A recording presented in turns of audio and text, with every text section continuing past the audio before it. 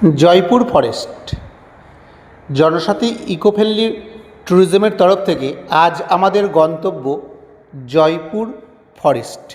Eco friendly tourism, তাই কম খরচে ডুয়ার্সের পাহাড়ি পরিবেশের, জঙ্গলময় পরিবেশের যদি ছোঁয়া পেতে চান তো পৌঁছে যেতে হবে জয়পুর ফরেস্ট। কানলা থেকে 130 কিলোমিটার, চন্দননগর থেকেও 130 কিলোমিটার, কলকাতা থেকেও 150 কিলোমিটারের মধ্যেই পড়বে জয়পুর ফরেস্ট। বর্ধমান থেকে কতুলপুর হয়ে অথবা আরামবাগ রোড ধরে বিষ্ণুপুর যাওয়ার আগেই পড়বে জয়পুর ফরেস্ট। জয়পুর ফরেস্টের রাস্তা ভীষণ সুন্দর। আপনারা কোতুলপুর রাস্তা ধরে বিষ্ণুপুরের আগে জয়পুর যেতে পারেন, বা পার্ট ট্যুর হিসাবে বিষ্ণুপুর যাওয়ার আগে বা পরে জয়পুর ফরেস্টকে গন্তব্য করতে পারেন। কারণ জয়পুর ফরেস্টের ট্রি হাউস, মাড হাউস, এরকম রিসর্ট অজস্র আছে। নাইট স্টে, হোল ডে ট্যুরিজমের পক্ষে দারুণ।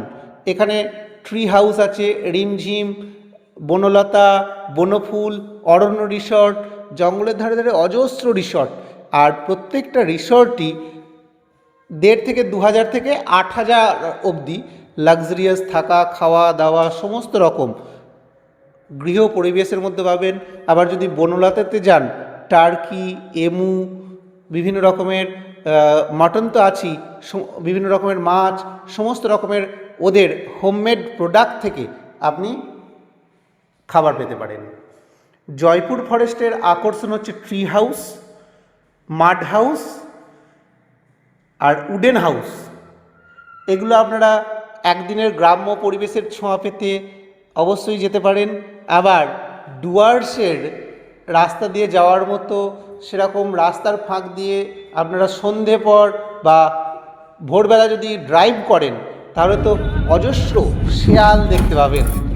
আর অনেক রিসর্টের মধ্যেই আপনার এমু, ময়ূর, হরিণ এসব দেখতে পাবেন। আশেপাশে প্রচুর প্রচুর পোলট্রি ফার্ম আছে, বিভিন্ন রকমের হাঁস, বিভিন্ন বিদেশি দেশি প্রজাতির পাখি এবং অজস্র ফুলের বাগান দেখে আপনার চোখ ভরে যাবে।